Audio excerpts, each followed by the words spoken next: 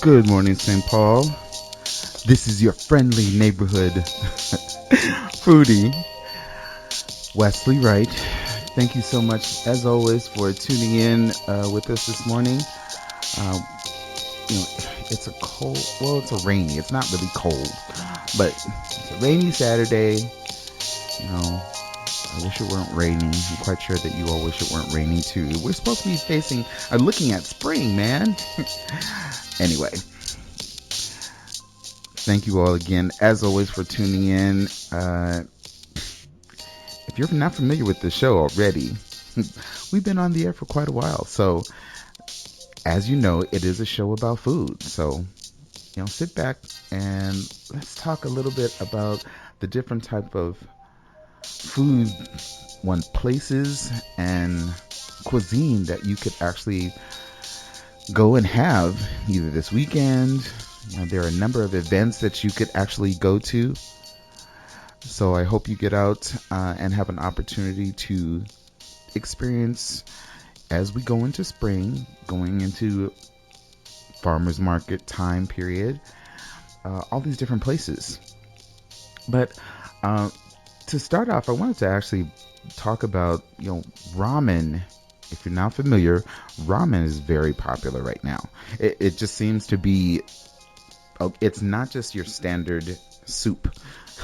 And we're not talking about ramen from, the packaged ramen that you have your own little sauce or the ingredients that you uh, do the flavoring. The flavoring spices is what they call it. Uh, it is really all about different types of ingredients that are used and the broth that's being prepared, whether it be, and I'm just using a number of different options. That is chicken broth, pork, uh, beef. So there's so many different types that are up there. And gosh, I know that in the past I've already talked about, places like Zenbox and United Noodle. Everybody's not familiar with United Noodle, yeah. Um, but it's interesting that more and more places are catering to that type of cuisine. And specifically, I know that we actually are going to have a new one. It's a Japanese noodle shop that's going to be on University Avenue in St. Paul. So 712 West University Avenue. And it's going to have a variety of styles. And they mention a long list of ramen styles, including a vegetarian bowl, stir-fry ramen, uh, sukiman, I believe, as well as, or it's referred to as dipping ramen. Um, Very inexpensive. Uh, I think the price ranges they mentioned are from $6.95 to $12.95 a bowl. So keep in mind that ramen is really always served in a bowl. It's not served any other type of way. But yeah, they are having a grand opening. Um, and their hours, they're open 7 days a week, which is awesome. 7 days a week from 10 a.m. to 10 p.m. That's Monday through Saturday, and then 10 a.m. to 9 p.m. on Sunday. Um, and they've got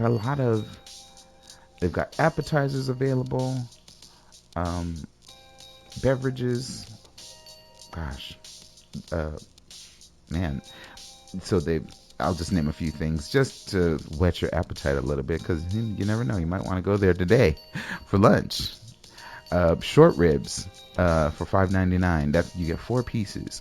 There's crab jalapeno. I'm not sure exactly what that is, but it sounds delicious. Because crab and jalapeno, the spiciness, and if you love seafood, certainly. Um, I always get in trouble with these, with the pronunciations, but char siu bun. It's 1 piece. It's $3. A pork bun. I believe the pork buns, it's almost like not really like a pot sticker, but it's more flour and it's probably rice actually, rice flour, and then the pork or the meat is actually stuck in the middle of the bun, and then it's steamed, and it's just a delicious piece of goodness. Um, edamame. Edamame is just a snack, that you have, but it's so good. But again, a wide variety of different appetizers. The place is called Ichiddo Ramen. Ichiddo Ramen. And again, remember, they're located at 712 West University Avenue. Um,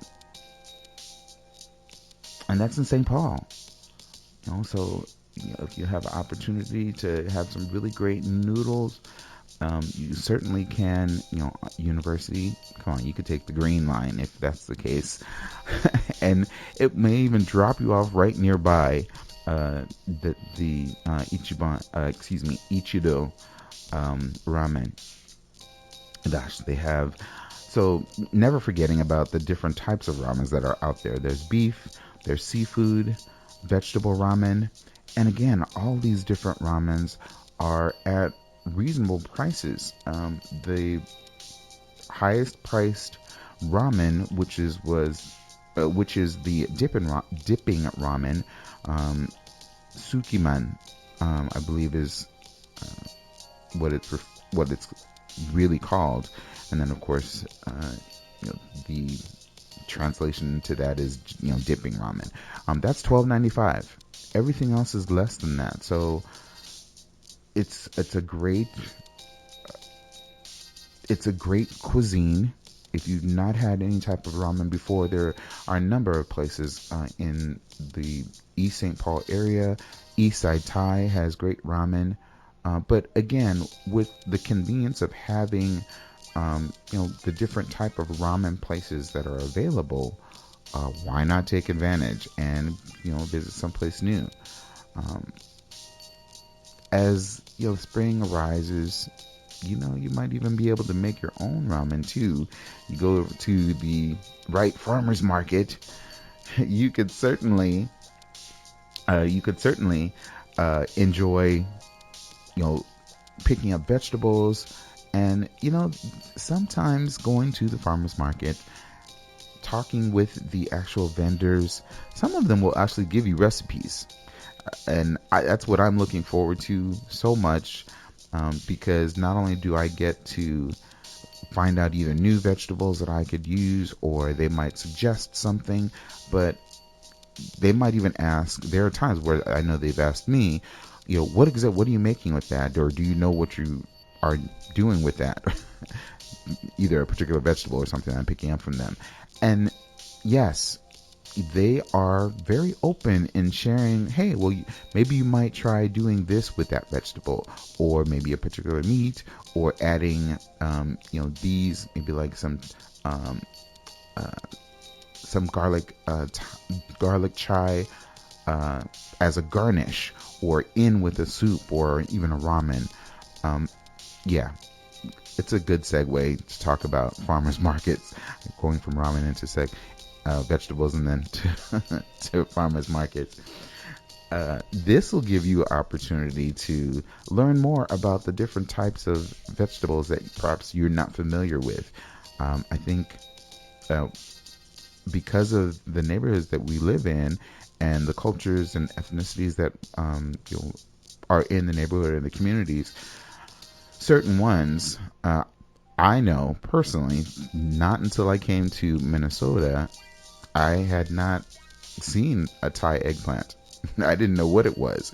So going to the vendor and asking them, what is that? I really, it wasn't so much that I was just, ew, what is that? But I wanted to educate myself and know, hey, maybe that's a new vegetable that I'd like to use in something. And of course, I've had eggplant before. I think many of us have. But the vendor was really nice. They even had recipes right there that you could take along with you. And this was some time ago, so it stuck with me that always ask a vendor, how would you prepare this, or do you have any suggestions about how I could use this particular vegetable or fruit or whatnot? And they're really willing to help. So get out there. And farmers markets are about to be opening within the next couple of weeks. Gosh, I'm really excited for St. Paul Farmers Market, as well as many of the others in the different neighborhoods. And in the upcoming weeks, I'll talk about more of the farmers markets, ones in your specific area, ones in the east side, that, again, focus on the community. So I'm looking forward to that, and I hope that in the upcoming weeks that you all stick around and continue to listen, so that I could share that information with you. I wanted to also, talk about, these are just a few things that are happening, if you would, in our area. And it's just one or two that I'll mention, but specifically in the next month is when the United States and maybe some other cultures um, celebrate or recognize Cinco de Mayo, the 5th of May. Uh, but in the general area of Cesar Chavez, in the west side of St. Paul, the Mexican influence of cuisine is so strong there. It's one place where I feel that I really need to move into the area or to the neighborhood and just engross myself even more so in the culture. But if you are not familiar with the area, there is a new Mexican sports bar that's going to be opening up. Now, we'll just talk about when, the different types of foods, that's going to be there, which is really just standard. But the place is called La Costa Mexican Sports Bar. And again, it's West St. Paul. And they are actually going to be finally opening. Their address is 194 Cesar Chavez Street. That's in St. Paul. And they describe it as being a very airy space, a place where you'd be able to hang out. It has a garage door, or the door actually is a garage door that opens up to the street. The menu is made up of classic Mexican fare, tacos, enchiladas, and this is an interesting point about them. They have a 120-ounce steak. I know that seems really strange, but that sounds tempting to find out or to go to. So yeah, keep that in mind. They are going to be opening very soon. So down in West St. Paul, these are just a few places that are going to be opening up in the next couple of weeks or a few months. So give you an opportunity to find someplace new within your neighborhood or community. I talked about this place sometime, probably about a couple of weeks ago, but it's Middle Eastern. Let's see, Zaid and Zatar, mom and pop Palestinian place in St. Paul, and they are at 1626 Selby Avenue in St. Paul.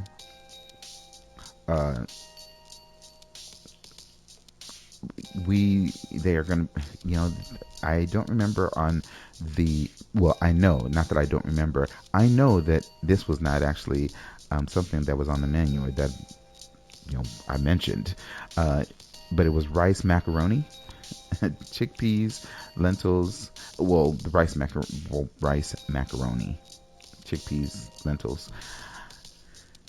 It's a variety of Palestinian dishes that are going to be available. And it's described again as being a shawarma restaurant.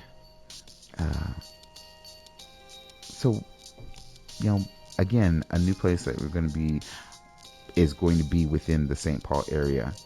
Someplace that you might consider going to. What have you all been eating out there? Is there anyone that has an interesting I would say, recipe that they want to share, feel free to give the radio station a call. I'll be more than happy to discuss that with you on the air. Our telephone number here, to contact the Un-Bougie Foodie is 651-200-3479. Again, that's 651-200-3479. And again, keep in mind that if there's a restaurant or maybe a recipe or maybe just a point or comment that you'd like to make on one of the topics or subjects that I'm talking about, and that's on any week, not just today, but anytime, feel free to give us a call. We're here taking calls. Or if you'd like, you could always visit our Facebook page at the Un-Bougie Foodie and leave a message or a comment. You know how I like to post food. So my biggest thing is taking pictures and posting of certain places that I've gone to. And that's no different. Going to Twitter or to Instagram. Instagram specifically is _Un-Bougie Foodie. And then if you are also on Twitter, you can also see some of the postings and my muses regarding food at Un-Bougie Foodie. But again, you have that opportunity certainly to contact myself, the radio station, and share your special recipe or a special place that you would like to others to know in the community. I talk so much about meat and I guess red meat and just I suppose you're probably thinking, gosh, you don't even really talk about anything that might be towards our vegan friends. Well, there was an article that I wanted to share, and it's actually I think it was on Pinterest, if I recall correctly. But 7 vegan-friendly places to eat in the Twin Cities. And so I'll just, run down a few of those. And even I was actually quite surprised as well on some of them because I was like, okay, I didn't know about that place. But, most places that you go to, if there will be a vegan portion on their menu. So, the first one, and this one is located in the uptown portion of Minneapolis, Common Roots Cafe. They serve food that's made from scratch, that's locally grown, and all the ingredients are organic. Great dishes. Again, Common Roots. Uptown. So if you're in the uptown area and you're wondering, okay, what other area? Well, you probably already know, but other friends in the area, hey, you might want to find some place that you don't really have to that will concentrate really on something vegan. So hey, there is a place or places. And we'll be talking about it, but the address specifically for Common Roots is 2558 Lindell Avenue South. Again, that's Minneapolis. And they've got, we're not going to talk about everything that's on the menu, but, they have a number of different places, or excuse me, a number of different items that are available specifically for vegan. A number of their, for instance, like a breakfast burrito, and you're thinking, okay, well, breakfast burrito will have, some type of food some type of meat. No. But the number of these items that they have on their menu, you can make their request to have it vegan. So they have, again, as I mentioned, the breakfast burrito. They have a sweet potato hash, a farmer's breakfast. So those are just a few things, but definitely go and check it out. For Common Roots. The next one is Ginger Hop. Ginger Hop is located in Minneapolis. Uh, Great atmosphere. I love the food that's there. It's a great date spot too. So those that might have an idea or would like an idea of where to take their significant other, there's Ginger Hop is a great place. Their vegan options on the menu, they're clearly marked, so you don't really never have to ask. Um, I know that there is a friend that, well, I know that we've met for dinner, uh, and I did not realize that he was more vegan or vegetarian, I should say. There are levels to that, just so you are aware. And maybe we'll talk about that on another subject or another day, but clearly there are those that are strictly the levels of will not ingest certain types of foods, and those are the different levels of vegetarian, vegan, so on and so forth. And I didn't realize that he was vegetarian, but uh, it was nice to go to some place and not have to worry about looking or asking the servers, do you think I could get this in a vegan option or a vegetarian option? Because clearly they have it marked. But Ginger Hop is located at 201 East Hennepin Avenue. Again, that's in Minneapolis. Their hours, and I apologize, I didn't give the hours for Common Roots, but the hours for Ginger Hop are Monday through Saturday, 11 a.m. to 1 a.m., Sunday, 10 a.m. to 10 p.m. And they also do have a brunch, a weekend brunch, most likely starting at 10, Saturdays at 11 until 2 p.m. So you could also go there for brunch and enjoy a good vegan meal. Another one is Wholesome Cafe. Wholesome Cafe. I've not been to Wholesome Cafe, but it was one of the ones that I heard a friend mention.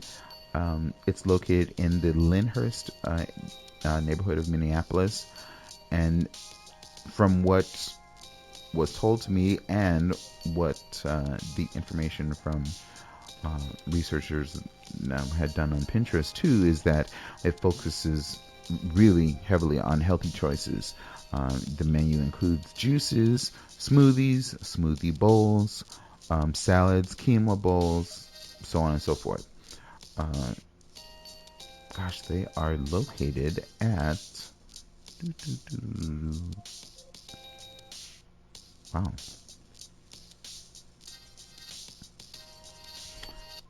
They do not have an address. That's funny. What? That seems kind of weird. Yeah, I haven't been able to. Well, they have a food truck. Yeah, I'm not finding an address for them, folks. But they have a food truck. So if you want to follow them on at Wholesome Kitchen, and I'll spell that because they do spell it very differently. So that's at WHOLESUM Kitchen. So Wholesome Kitchen. You'll be able to find out where they are. They post their food truck locations, through their Twitter. So certainly, especially if you are trying to enjoy a really cool and healthy way of eating your food, especially when they're concentrating on the healthy options that are available, definitely follow them on Twitter and find out where they're going to be. The next one that I want to mention, and like I said, you can find this information also on Pinterest as well. I won't be covering all of them, But to give you a idea of what some of these places are in the neighborhood, um, there is. Oh, sorry. There is. It's agriculture. Uh, agriculture. Um, they are. How do I describe them? Because I love the food. The food is being prepared right there in front of you. I literally could just sit and watch them prepare food. The smells and the aromas that are just wafting throughout this whole entire place it's really cool. I gotta say, um, especially when they're doing like Brussels sprouts or uh, I think garlic Brussels or Brussels sprouts with garlic and uh, olive oil and balsamic vinegar, and then the smell that's I have this affinity, as you all know already, to Brussels sprouts. So I enjoy when they're preparing it. Uh, it's embarrassing. They really are a company that's um, they're passionate about eating clean and real food. And so it's not, we're talking about vegan friendly, I should say, places.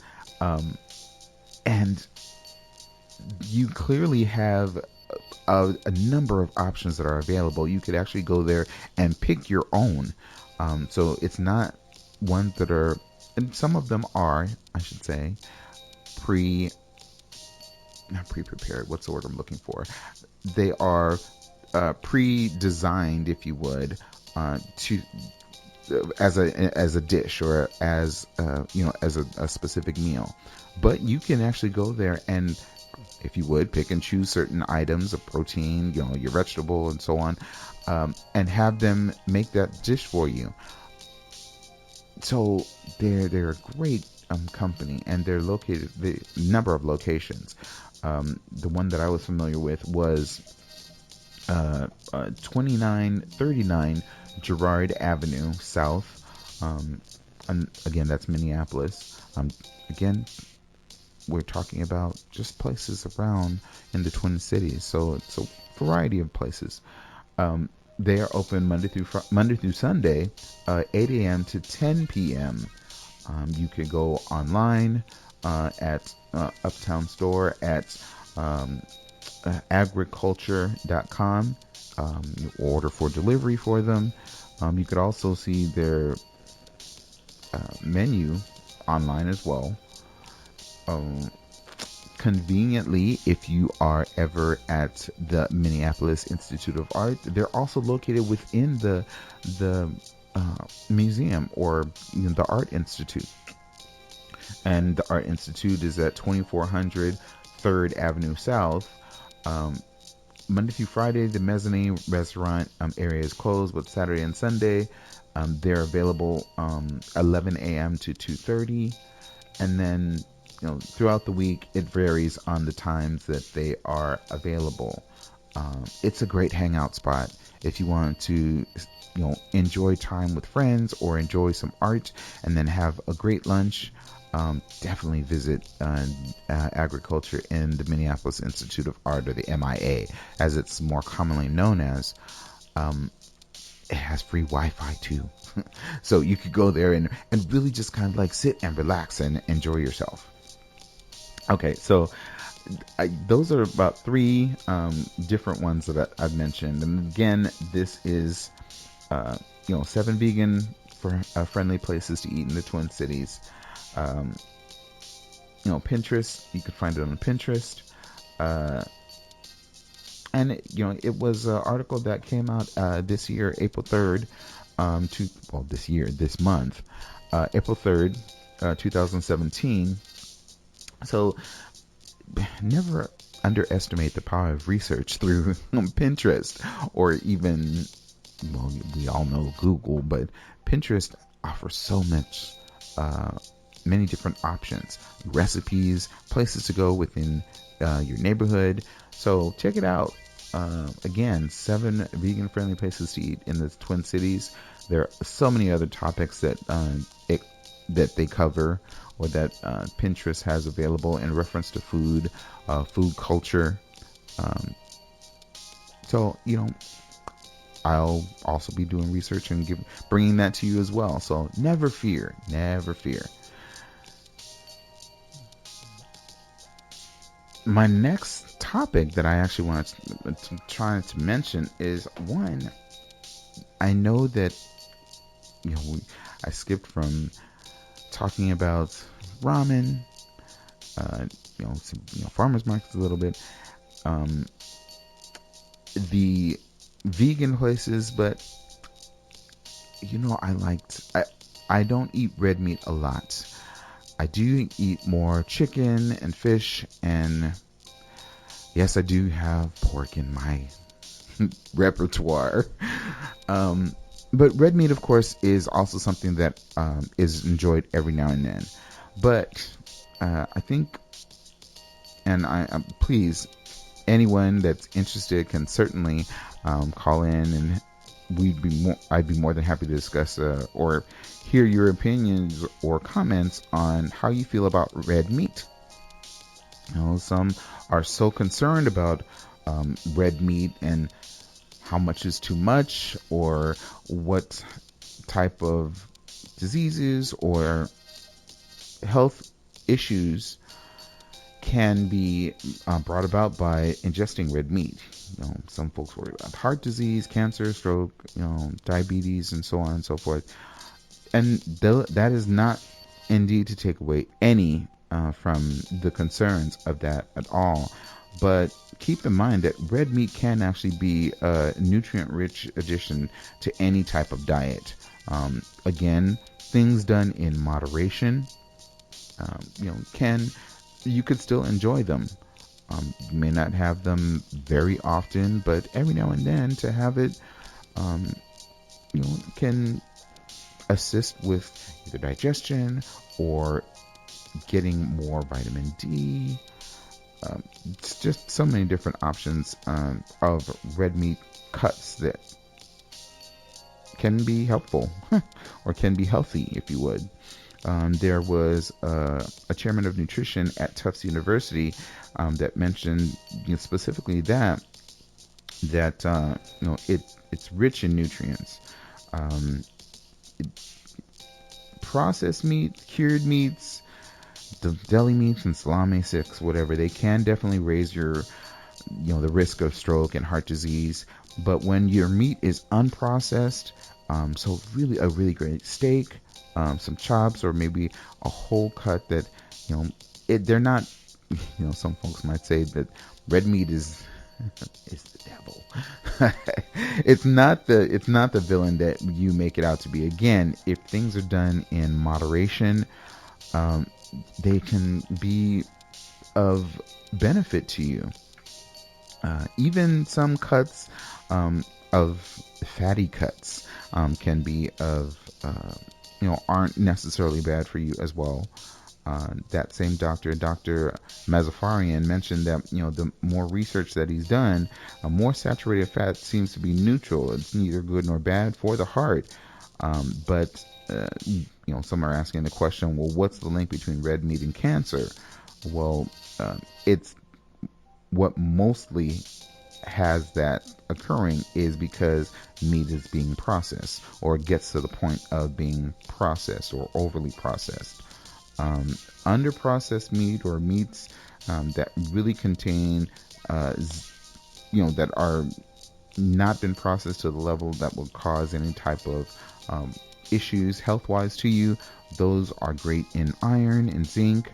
They provide B vitamins and some healthy fatty acids that are needed for the body. So, in the article, it goes on to talk about 6 different types of cuts that you might consider. Some of them are more common, especially, and I bring this up too because, even though it's spring, some Yeah, I've seen in within the community. I know it's a little rainy right now today, but we've in the past week, there have been some friends, past couple of weeks, I'll say. Let me be a little bit more open with that. Some friends have already started grilling. I think what we had a day that was like 60 degrees or nearly 70 degrees. Oh yeah, they broke out the grill and certainly were, hey, we're putting some steaks on, some chicken and whatnot. Anyway, as we go into spring and, you know, looking forward to summer, um, these are some ideas that you might actually use, or cuts of meat that you could actually try that, again, unprocessed, coming, from the butcher. I love going to a great butcher. So maybe that needs to be a subject that I talk about. And I know a few friends that might have ideas of great butchers in the area. So, if you have any ideas on those, let me know. We can make that a subject. More to talk about, and especially in our community where, you know, we like to grill. We like to do things. So let me get to these 6 cuts. The first one, it's a ribeye. Uh, it's the ribeye is like an all-American steak. Um, a little bit more fatty, and you don't need a lot of spices or anything really to enhance this meat. It has almost its own flavor. Um, the simply put, they're saying that salt and pepper basically are really the only spices that you would need. You could have it with it. They're great as an addition to sweet potatoes or uh, greens, like collard greens, mustard greens, even my favorite, Brussels sprouts, or green beans. So that's just an option. That's option one for ribeye. There's the a flat iron steak. It's one that they say that your butcher keeps. It's from the shoulder of in this case, the cow, and it has an amazing flavor. Uh, wow, I it's I love the fatty portions because those are the areas of any type of red meat that help add to the flavor. And depending upon how you're preparing it, if you're grilling it, it helps seal in those added flavors and works its way into the actual meaty portions of the cuts of steak. And the flat iron steak is just that.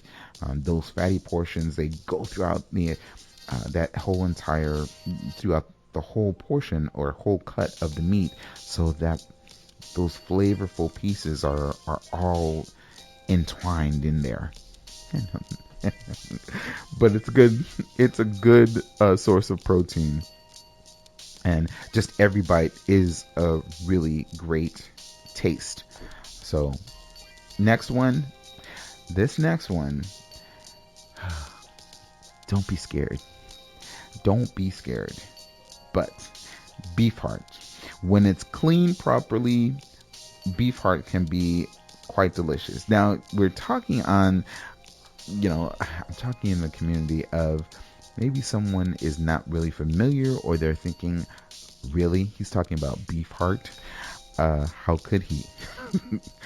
That's gross. No, it can be, if you're not careful, and you overcook it, it can be gamey, but it's important that you have cleaned it very well. I Some might say that it's a delicacy. I'm not going to say that, I am saying that. No, no, no. But depending upon how it is prepared, cutting it up, cubing it, putting on a skewer, then brushing it with some sauce, or marinating it overnight and then grilling it. Um, you could have a wonderful experience, and I've experienced it before because my father has done it. Um, just at a time when, was something that was available, and he was trying to do something different. Um, and yeah, he didn't really tell us, but that's fine. The same thing the way he did with beef tongue or lengua, but it was prepared so well that you never really know, but you knew that based on the flavor that was in your, that as you were tasting it, there's something different about this beef. Not exactly sure, but it was really good. Uh, but again, like I said, don't be scared. I know that that sounds like, wow, why would you suggest beef heart?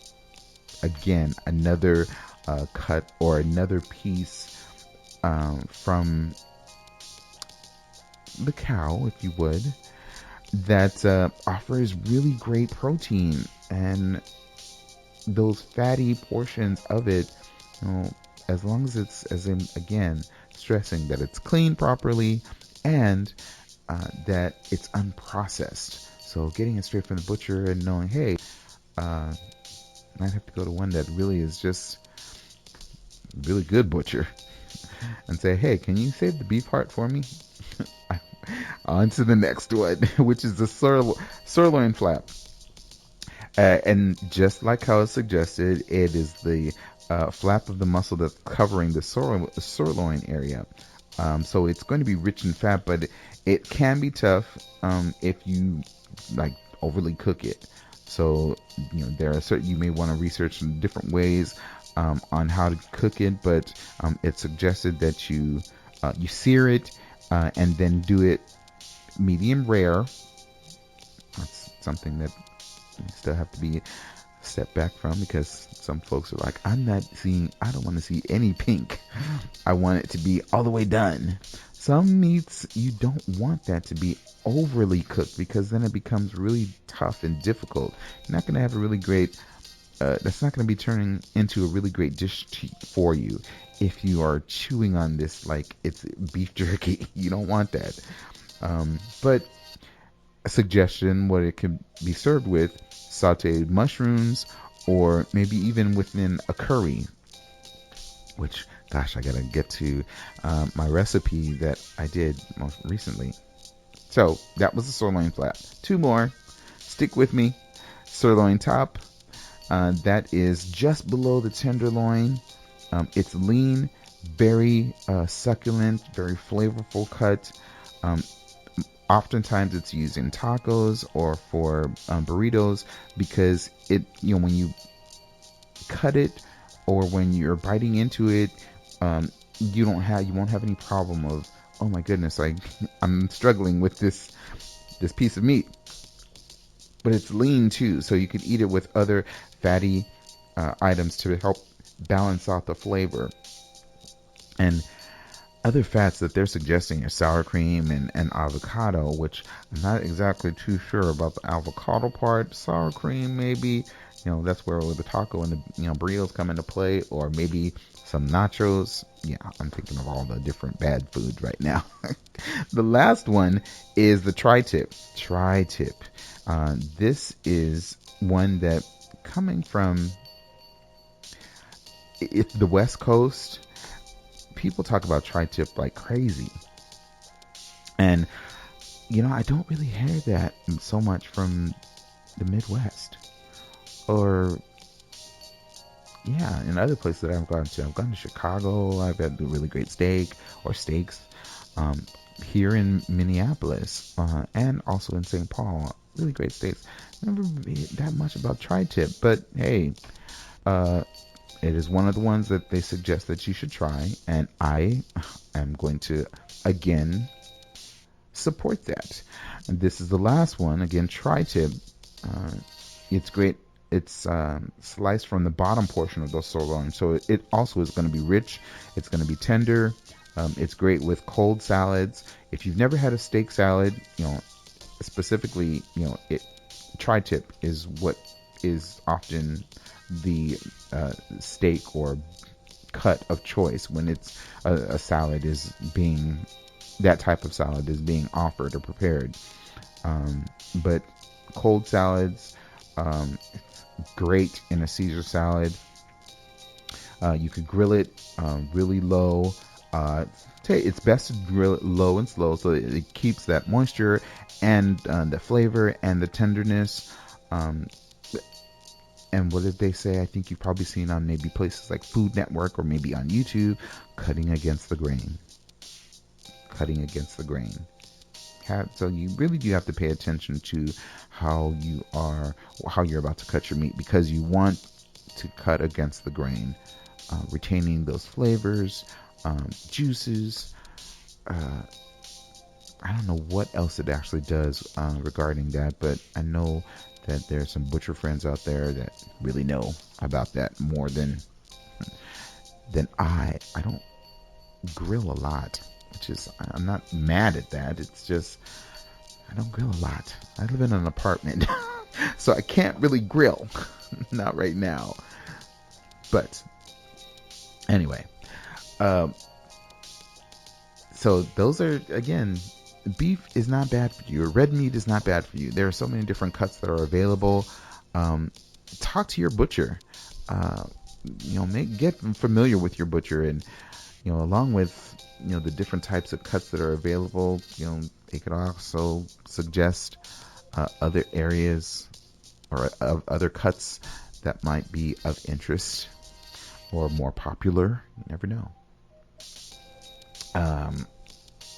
The last subject, if you would, two actually. Gosh, I can't forget about that. Some friends and I went to a pop-up. If you recall, last week I talked about Black Dog Cafe. They would be having a pop-up in, they're located in the lower town portion of St. Paul. And if you're wondering where they're located, 308 Prince Street. They're open from 7 a.m. to 11 p.m. Great time. Breakfast. Anyway, last week I went with two friends and we had a wonderful experience. It was a pop-up. It was Chef Joshua Wilkins. So shout out to Chef Wilkins. Thank you so much and thank Black Dog Cafe for hosting it, and then having Chef Wilkins come in, and he's from New Orleans or has a background in New Orleans cuisine, and he really kind of gave us a treat because the dishes that were prepared, I mean, you could see it on my Facebook page at the Un-Bougie Foodie.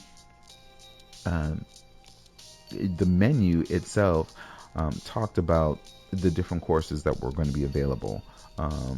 There was fried green tomatoes, which was, again, a remoulade sauce with a shrimp boil. So there was a remoulade sauce plus the fried green tomato layered over that, and then the shrimp that was already, if you would say, seasoned or within the shrimp boil. So it was presented, as you can see on my Facebook page, very beautifully. A simple appetizer to start off with as the first course. The next, gosh, you really had to be there. So look for these different types of pop-up dinners and so forth in the local area. They're really exciting to go to and really enjoyable when the chef comes out or when they're explaining each one of these dishes, because you get to appreciate the dish even more. The second course on this pop-up dinner was the confit chicken legs with dirty rice, braised greens, and a bourbon gastrique. That bourbon gastrique was delicious. You're probably thinking bourbon, that's more alcohol. But as with any alcohol or alcoholic beverage, alcohol, I should say, bourbon, whiskey, whichever, when you are preparing that or cooking that and placing it, for food, you're using temperatures that are going to burn off any type of real alcohol. You may still taste that and know that, oh wow, it has kind of like maybe a whiskey taste or a bourbon or some type of you know that there is an enhanced flavor to whatever the meat is, or used as a garnish, or just as a drizzle over whatever is being prepared. This was added a sweet, but hearty or earthy type of extra flavor to the dish itself. But it was spread, you could see that it was spread like a half moon on the plate with the dirty rice, which was really great. Gosh, um, it was much different than definitely different than Popeyes. I'm just saying, I'm not knocking Popeyes because I will go there and have, well, yeah, I will go there and have theirs, but preferably the red beans and rice. But that's another story. Um, and then the braised greens. The braised greens were cooked really well, and I'm glad that a friends that had gone with me, one of them had not had greens before or shied away from it, but then was really happy that he tasted it and said that they were really great. So I'm glad that he was able to experience that. Lastly, was, they refer to as the sweet course or the dessert. It was a strawberry hand pie. At first, when you look at it, you're thinking, "Oh gosh, this looks like a little empanada." It's a strawberry hand pie. Don't get it confused. But just flaky dough and tasty, fresh strawberry layered on top, and then of course, whipped cream, homemade whipped cream. It wasn't something that was, I'm sorry, I love Cool Whip because of the convenience and everything. Uh, this was handmade. This was house made, delicious. Um, There's also a featured cocktail, as you can see on the menu as well, if you visit the Facebook page. But still, the fact that the food was delicious, yes. So again, I thank Black Dog Cafe. I appreciate that so much. Want to give you a shout out and say thank you, and also Chef Wilkins for coming back and gracing us with the talents, and because I know at one point he was at Black Dog Cafe and has gone on to other culinary adventures, still within the Twin Cities area. So again, thank you very much for that. So that was my experience there. The last one, which gosh, I want to make time to tell you all about this, because I mentioned that a friend at work, coworker too, she has a small farm, and quail eggs, quail, chicken, ducks. I'm all about the earthiness and everything, and I loved every portion of our conversation when she's talking about the different types of foods and things that items of produce and that she's able to provide to her community and friends and so forth. Anyway, more specifically, her quail eggs. She offered me, a dozen quail eggs, which I was like, I had an idea. I was going to do a Laotian dish, and then at the last minute, because I was just feeling for pork belly, I went and got a pork belly from Lowry Hill Meats, because that's over where I work. So shout out to Lowry Hill Meats. They're located on Hennepin. Thank you all so much. They were able to provide me with a really nice cut of pork belly. So I took, as you could see, I roasted that pork belly, learned a new process in roasting that, but coming up with the seasoning and having that, there's a layer of crispiness that is on the top layer of that pork belly that I've learned to do, and that's with salt, sugar, oregano, nutmeg, yes, nutmeg, and yeah, just those. And then I'm sorry, pepper. I apologize.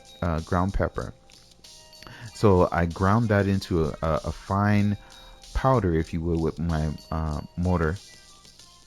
And then there's a process that needs to be done, especially with, pork belly. You want to prepare it, you want to dry it, pat it dry, put it in the back of the refrigerator, and then the next day, well, I had to find a shortened version to do that. So definitely have to pat it dry, season the top of it, and then put it in the oven at 350 degrees for about 30 to 45 minutes, making sure that I had a pan underneath it to help with the moisture. So it wasn't covered or anything, it was still open, but there was a pan, like a cookie sheet with water that was in there. And it helped keep the moisture in, but then at the same time, that heat started to caramelize the top of that pork belly. When that was done, I cut it up in cube pieces. Meanwhile, while that was cooking, I was doing the mushrooms and sauteing onions, boiling the quail eggs, and then when the pork belly was done, which was still about another, after doing it or baking it at 350 degrees, I had to continue to you kind of scrape off the top because you don't want that extra salt and so on. But you went off and took that top layer off, and then, of course, put it back in the oven for another 45 minutes at 425 degrees until it was just this crispiness and the cut and the juiciness, and just juices were flowing from it. It was perfect. But I'm going to put the recipe on my Facebook page. I mean, the pictures are there, but as you could see, the final presentation was this wonderful dish on white rice, with the quail eggs and the curry and the mushrooms and definitely the pork belly. It was certainly something that I would love to prepare for my other friends, hopefully in the very near future. I'm going to have to get some more quail eggs, that's for sure, because those were delicious. Just have to have them to understand what... Gosh, wow, where did the time go? Thank you all so much. I appreciate you, all of my listeners, those that are listening on the TuneIn app, that are streaming the show live. I truly appreciate you joining us today and every week at Saturday at 10 a.m.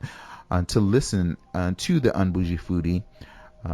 Again, appreciate the fact that you have tuned in.